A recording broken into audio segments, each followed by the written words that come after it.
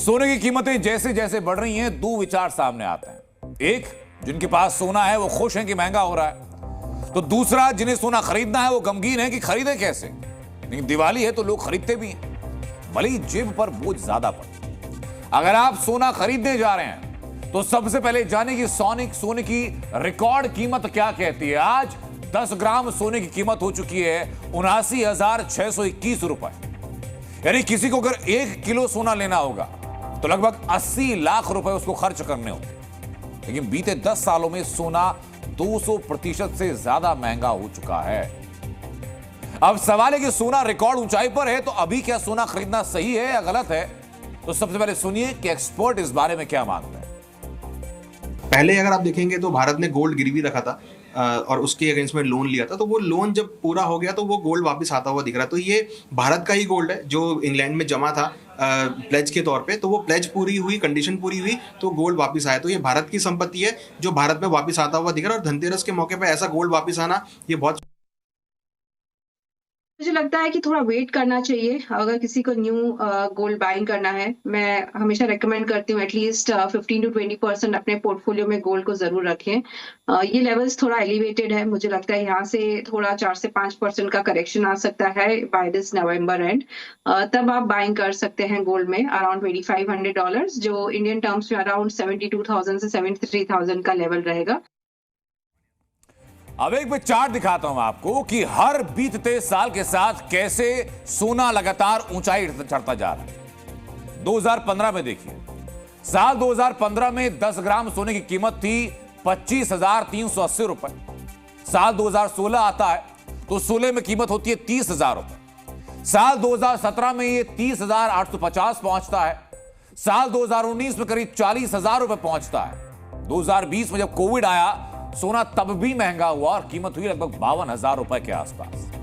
2022 में बढ़कर कीमत 51,000 पहुंची और 2023 में 61,000 के पार पहुंचा और इस साल रिकॉर्ड 80,000 के करीब सोना पहुंच चुका है। यानी 10 सालों में 25,000 वाला सोना 80,000 रुपए क्रॉस कर चुका है। सोना निवेश का एक बेहतर विकल्प है और भारत में त्योहारों पर सोना खरीदना शुभ माना जाता है और इसीलिए सोना सस्ता हो चाहे महंगा हो, सोने की मांग बनी रहती है। एक्सपेक्टेड है कि यहाँ से और भी ये रनअप कंटिन्यू रहेगा।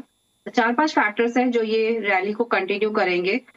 सबसे पहला है कि जो जियोपॉलिटिकल टेंशंस बने हुए हैं रशिया यूक्रेन में और ईरान इजराइल में, ये अभी भी थमे नहीं है, सीज फायर अभी तक नहीं हुआ है, तो ये कंटिन्यू रहेगा। नेक्स्ट जो हम देख रहे हैं कि मॉनेटरी ईजिंग हो रहा है ग्लोबली, फेड ने, ईसीबी ने और चाइना ने अपने जो रेट्स घटाए हैं और आगे भी घटाते रहेंगे।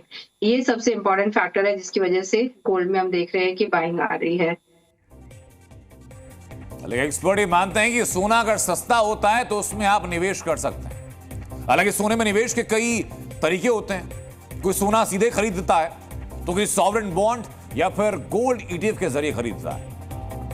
लेकिन हमारे यहां सोना निवेश से ज्यादा एक इमोशन है, इसलिए सोने के गहने खरीदने के मामले में भारत पूरी दुनिया में दूसरे नंबर पर है। और इसी साल सिर्फ धनतेरस पर करीब 20,000 करोड़ रुपए का सोना भारत के अंदर खरीदा गया। अब एक और बात बताता हूं। धनतेरस के मौके पर आरबीआई ने बताया कि सीक्रेट मिशन के जरिए ब्रिटेन के बैंक ऑफ इंग्लैंड से लगभग 102 टन सोना भारत लाया गया। सितंबर 2022 के बाद से कुल 214 टन सोना देश में लाया जा चुका है। सितंबर के अंत तक आरबीआई के पास कुल 855 टन सोना था, जिसमें से 510 टन भारत के भीतर रखा गया था। अब ये क्यों किया जा रहा है, क्यों इतना सोना देश में लाया जा रहा है, उसके पीछे वजह है कुछ सालों से दुनिया के अलग अलग हिस्सों में हो रहे युद्ध, जिनकी वजह से सोने को बाहर रखना सुरक्षित नहीं। और इसीलिए आरबीआई विदेशी बैंकों में रखे हुए सोने को वापस देश के अंदर लेकर आ रहा है। पहले अगर आप देखेंगे तो भारत ने गोल्ड गिरवी रखा था और उसके अगेंस्ट में लोन लिया था, तो वो लोन जब पूरा हो गया तो वो गोल्ड वापस आता हुआ दिख रहा है। तो ये भारत का ही गोल्ड है जो इंग्लैंड में जमा था प्लेज के तौर पे। तो वो प्लेज पूरी हुई, कंडीशन पूरी हुई, तो गोल्ड वापस आया। तो ये भारत की संपत्ति है जो भारत में वापस आता हुआ दिख रहा है। और धनतेरस के मौके पे ऐसा गोल्ड वापस आना ये बहुत शुभ संकेत है इंडिया के लिए, क्योंकि हम देखें तो इंडिया का फॉरेन रिजर्व बढ़ रहा है। एक दौर था जब 90 के दशक में अर्थव्यवस्था को बचाने के लिए तब की सरकार ने देश का सोना गिरवी रखा, और अब एक ये दौर है जब भारत लगातार सोना देश में लेकर आ रहा है। अब ये तस्वीर देखिए, एक न्यूज़पेपर की तस्वीर है, हेडलाइन है secret sale of gold by RBI again. ये वही दौर था और अब एक ये दौर है जब सोना देश में वापस लौट रहा है। गोल्ड एक ऐसा प्रोडक्ट है जिसको आप आगे कभी मजबूरी के टाइम पर आईएमएफ में या वर्ल्ड बैंक में गिरवी रख सकते हैं। तो गोल्ड अगर आप देखेंगे तो इंडिविजुअल के लिए बहुत स्ट्रेंथ प्रोवाइड करता है और एक कंट्री के लिए भी करता है, क्योंकि कंट्री अपनी लैंड गिरवी नहीं रख सकती। वो सिर्फ गोल्ड एक ऐसा प्रोडक्ट है जिसको वो गिरवी रखकर लोन ले सकती है। और दूसरी, अगर उसको नोट मुद्रा प्रिंट करनी है तो वो गोल्ड के अकॉर्डिंग मुद्रा प्रिंट भी कर सकते हैं।